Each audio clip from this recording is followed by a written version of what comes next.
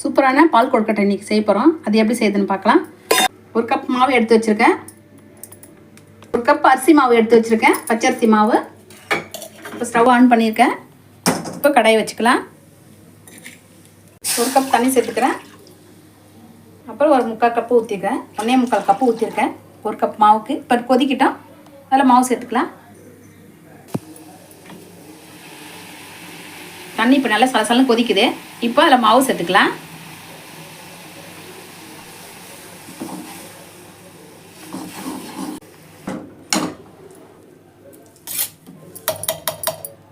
Stove off பண்ணிட்டேன்.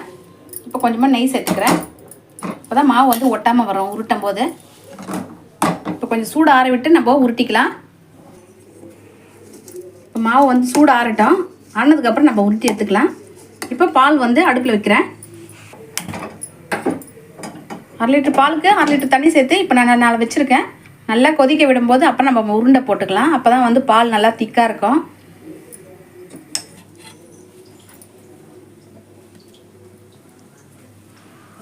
இப்போ பால் நல்லா கொதிக்குது. மாவுல நல்லா உருட்டி வச்சாச்சு. இப்போ அதில் சேர்த்துக்கலாம். இப்போ உருண்டெல்லாம் அதில் சேர்த்தாச்சு.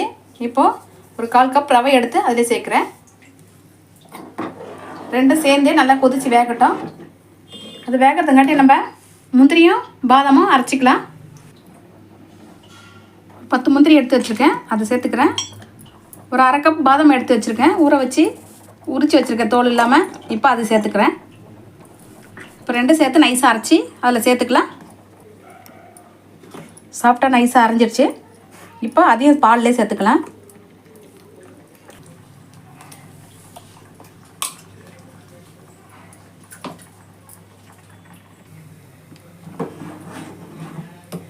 நல்லா கொதித்து பால் நல்லா சுண்டி வந்ததுக்கப்புறம் நம்ம இறக்கலாம்.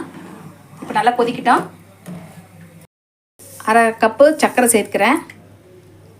1 கப் சர்க்கரை சேர்த்துட்டேன். இப்போ ஒரு 5 ஏலக்காய் அதில் சேர்த்துறேன். இப்போ நல்லா கொதிக்கிட்டோம். அது இப்போ நல்லா கொழுக்கட்டெல்லாம் வெந்தாச்சு. கொதித்து நல்லா திக்னஸ் ஆகிடுச்சு. இப்போ இறக்கிடலாம். ஒரு 1/2 ஸ்பூன் நெய் போட்டுக்கிறேன். அதில் முந்திரி சேர்த்துக்கிறேன்.